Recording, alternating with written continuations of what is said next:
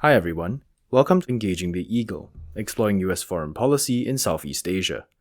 We're a podcast produced by the US program at the S. Rajaratnam School of International Studies, or RSIS, located in Singapore. I'm Kevin, an Associate Research Fellow at USP. Hi, this is Adrian, Research Fellow and Coordinator of the US program. And we'll be your host for this episode on Japan and the region's response to Trump 2.0, a conversation with Ambassador Makio Miyagawa. Asian governments are already positioning themselves to engage with the second Trump administration. But just how did the US election results influence security calculations, particularly in Japan? Will Prime Minister Shigeru Ishiba be able to bond with Trump to the same degree that the late Prime Minister Shinzo Abe did? And how will this election outcome affect regional stability as a whole? Joining us to discuss this issue is Ambassador Makio Miyagawa, Special Advisor on National Security at the National Security Secretariat, Cabinet Bureau of Japan. He is also an Adjunct Senior Fellow with RSIS. Thank you for speaking with us, Ambassador. Thank you for the introduction. Thank you, Ambassador, for joining us on our podcast today. So, our first question really is, sort of prior to the US election, in Japanese popular discourse, there were phrases like Moshitora, Hobotora, and even Mutora, as observers were fretting over a second Trump administration. So, in your opinion, what were the main concerns during this period? Were Japanese observers worried about Trump's impact on Japan's security ties with the US, or his impact on global trade, or any other specific issues? Thank you. First of all, there were a number of comical expressions about the prediction of the outcome of this presidential election.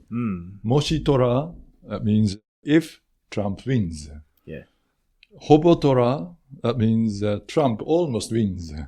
Motora, Trump victory cannot be changed. But these were some of the comical expressions the Japanese media often used before the US election.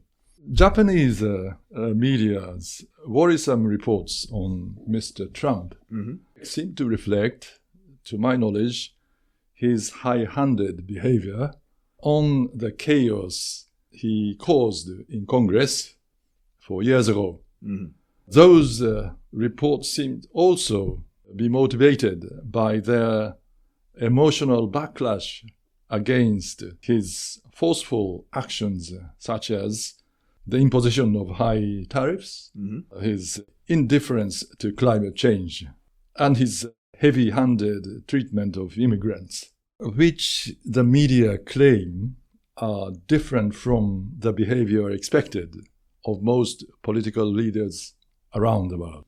The values that the media has tried to establish around the world are the environment, trade liberalization, and peace rather than national interest. But I think there are a variety of arguments already going on in Japan. Well, there are some who try to compare the engagement to Mr. Trump, engagement with Mr. Trump between the former or late Prime Minister Shinzo Abe, who did very well in a way to pacify the movement of Mr. Trump, and the new Prime Minister of Japan, Shigeru Ishiba. Well, the comparison is very interesting, but I am not capable of comparing the two politicians on their engagements on an equal footing. I had many occasions to listen to the thoughts of the late Prime Minister Abe and have seen how he has engaged in discussions and negotiations with other leading politicians around the world. On the occasion, I do not know Prime Minister Ishiba very well enough to be able to evaluate how he could communicate with leading politicians around the world.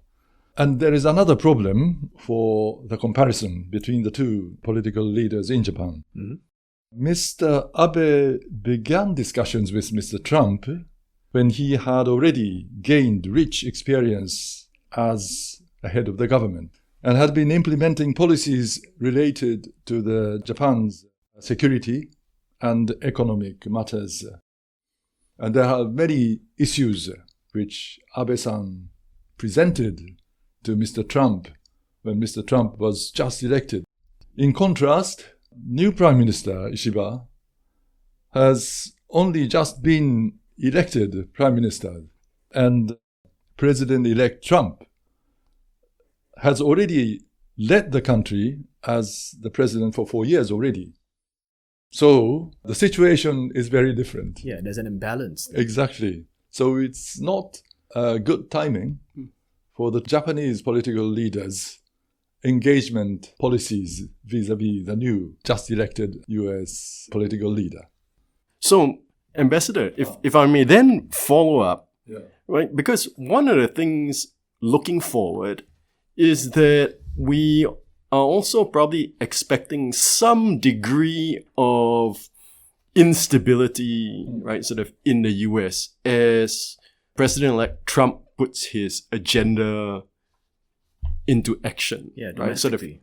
immigration, right? Whether he intends to round up and expel immigrants, the imposition of tariffs.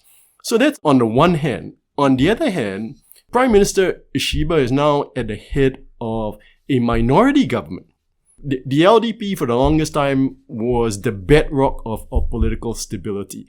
And, Japan was highly stable. So now as we see potentially both Japan and the US having some degree of political instability, do you see that affecting the bilateral relationship and also Japan's security relations with other allies in the Indo-Pacific? Let me then start from the tariff rates increase, which looks as if it goes backward on the trade liberalization. And the President-elect Trump has already declared the US would raise the tariff rates to 10 to 20% all around the world, while it would also increase tariff rates to 60% vis-a-vis China. This matter has been discussed in media on an equal basis, but I think there is different implications between his policy to raise tariff rates to 10 to 20% all around the world and 60% China. Raising tariff on China is an issue that involves both national security elements and global trading system, as sanctions stemming from China's behavior all around the world. In terms of trade issues, China benefits from the opening up of markets around the world, especially in the developed countries, while keeping its own market relatively closed. And as is well known, although China is the world's second largest economy, it still entertains the privileged status. The so-called, very famous, the terminology is special and different treatment given to the developing countries when they entered the WTO. China still maintains this status, although it has already grown up as the second largest economy.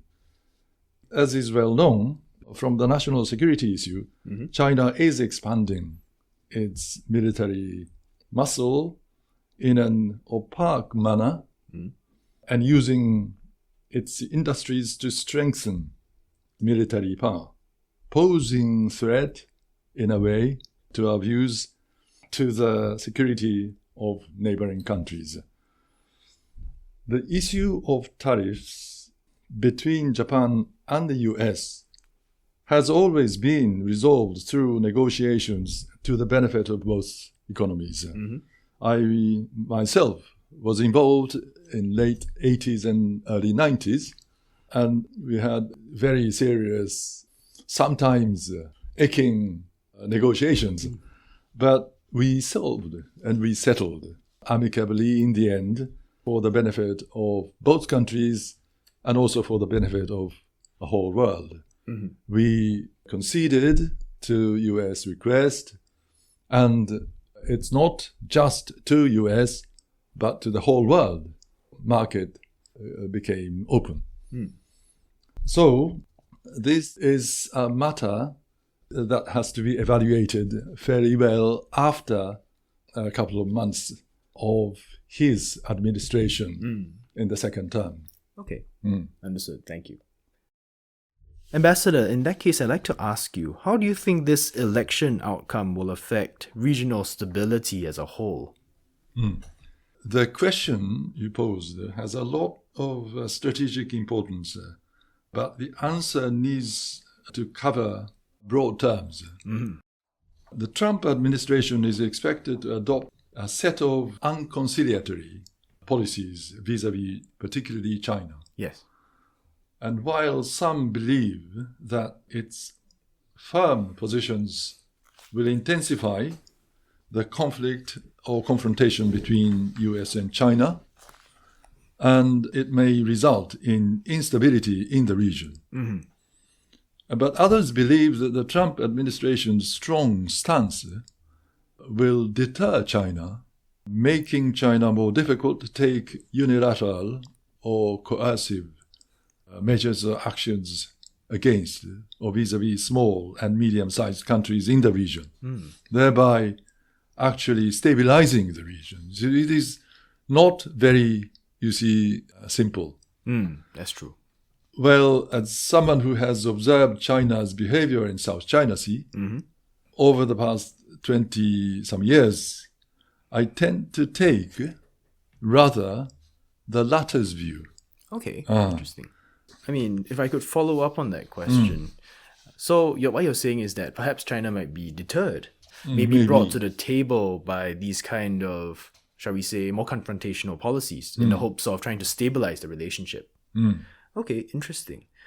If I could kind of dig a little deeper on that then, we're seeing Trump's cabinet take shape. What are your impressions, as well as the impressions by other Japanese policymakers, of the appointment of China hawks, such as Senator Marco Rubio for Secretary of State, Representative Michael Waltz for National Security Advisor? What do you think of these appointments? Are they reassuring to an extent? The US very strong stance vis-à-vis China might deter China and guide China to take a more conciliatory positions vis-à-vis the neighboring countries. So, yes, of course, we heard that Mr. Trump has been rushing to appoint the new cabinet members. Yes. Which is very exceptional, I thought.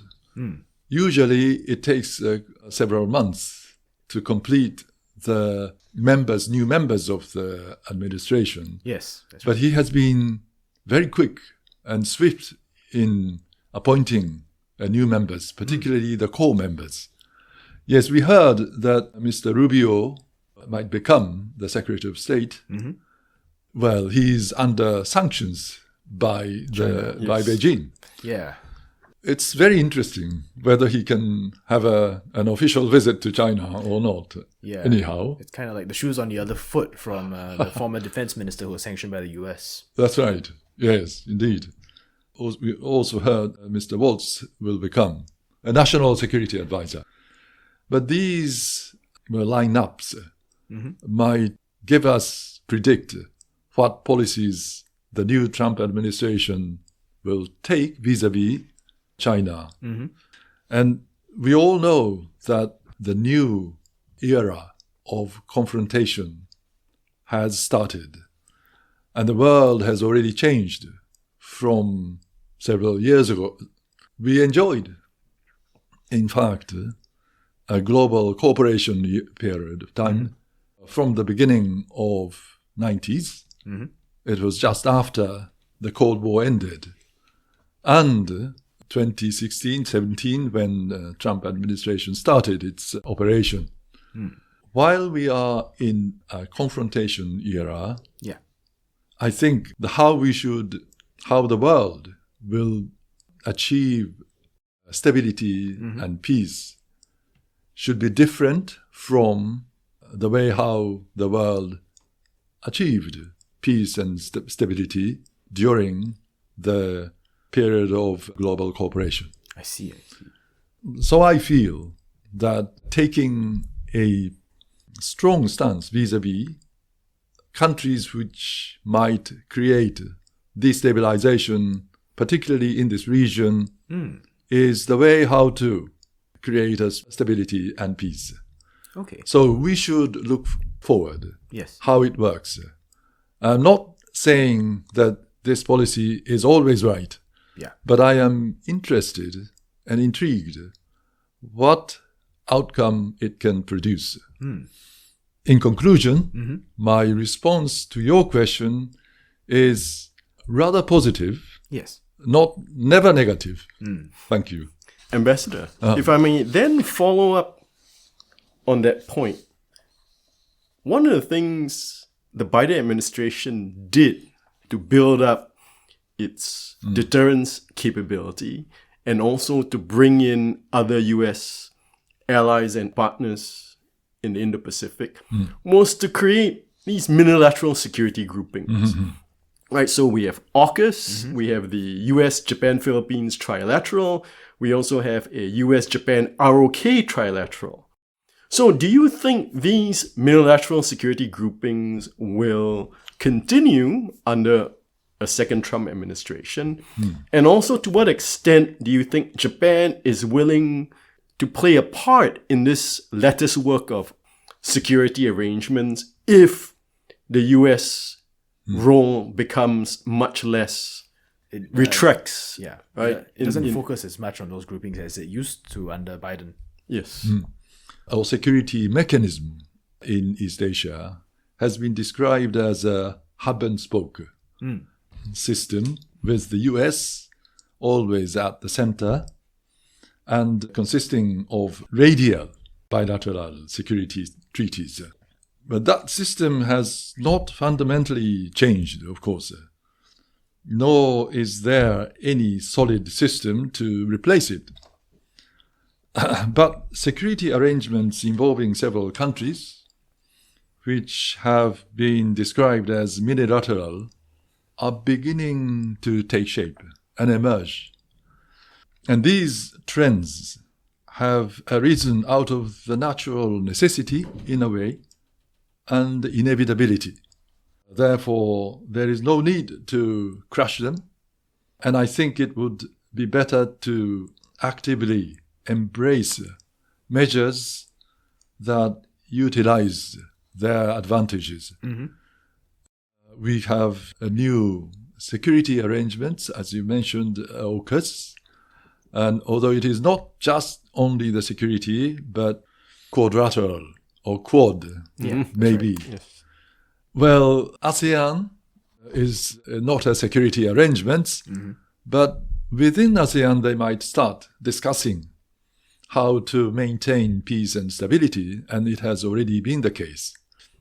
All those unilateral discussions or debating groups would certainly create or lead to augmenting the peace and security in Asia, which is, I think, very natural. We should look forward to the future new style of overlapping security discussions and debates in this region. That's what I think. Thank you, Ambassador. If I might follow up on that a bit, Yes, Ambassador, I'd like to ask then, what in your view would be the most dangerous flashpoint in the region? Would you think it's maybe the South China Sea? Yes. Is it Taiwan? Is it the prospect of a broader trade war with this first round of tariffs under the Trump administration? Well, although it is a very delicate issue, frankly speaking, as I am already a retired person, I think I can be candid. Looking around the situation in South China Sea and areas surrounding Taiwan, if we compare them, I think the more dangerous area is Taiwan. This is, I think, clear out of the assertion made by China and out of the determination which Taiwanese people have maintained, and which also was in a very serious concern on the part of the US and also Japan. Yes. So I think the most dangerous part in this region should be somewhere around Taiwan. Ambassador, then if I may follow up, do you see the issue of Taiwan then being that of a security dilemma between Taiwan, the US, and China? Well, Taiwan is, of course, a hot issue. But of course, for those who live in East Asia, well, we have been succeeding in raising the economic development level. Many years ago, there was a term called Asian Century. But then, in the middle of the 80s, Asia was still tomorrow's story. But now this tomorrow has come. But we should not lose this prosperity level. Asia is now one of the centers of politics and economics around the world. We should appreciate these situations and this achievement. We should not lose this because of some instability, particularly military instability and fighting. So therefore, containing the breakout of any armed conflicts is very serious, it is very important. So even though I said to you that the Taiwan issue is a very serious flashing point, for those who are living in East Asia should work together not to let this hot plate become a flashing point. For this matter, we should work together with all the neighboring countries. On China, someone said that when US takes a very strong stance, unconciliatory positions vis-à-vis China, then they may say that Japan-China relations may also suffer. Yeah. Yes. But I think the situation may be the other way around. Oh. When US takes a very strong stance vis-à-vis China, Chinese leaders may try to create some friendly nations around China. Ah, I see. So in fact, now President Xi had good dialogues with our new Prime Minister in Peru.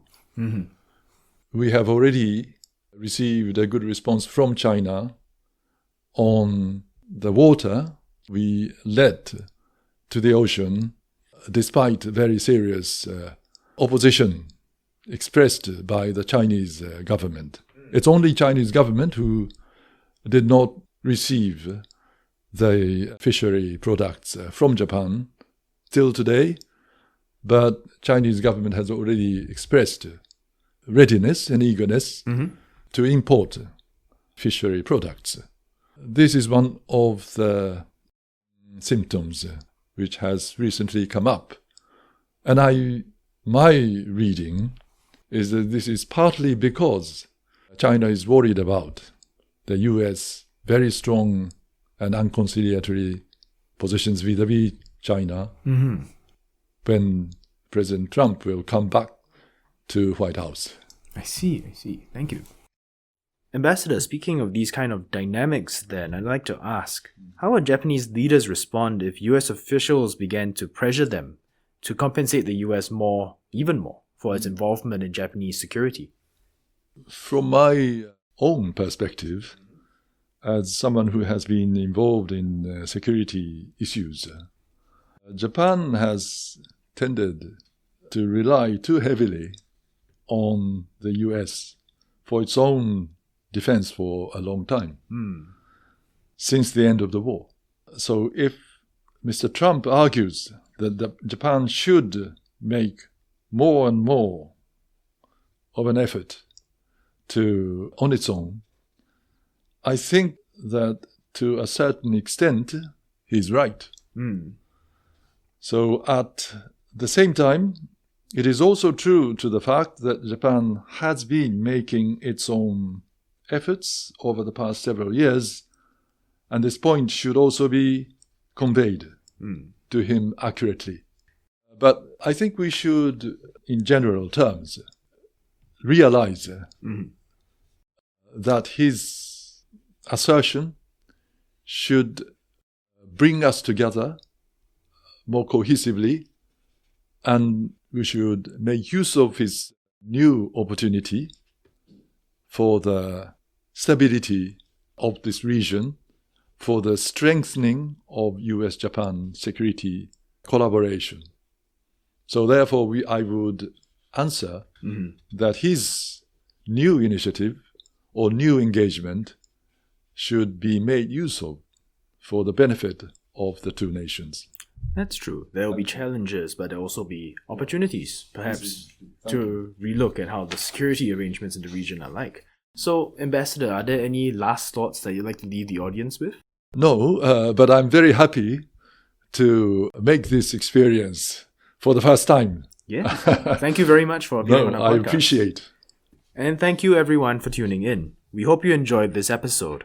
If there are any questions or topics you'd like us to tackle in future episodes, feel free to reach out to us on social media or through email.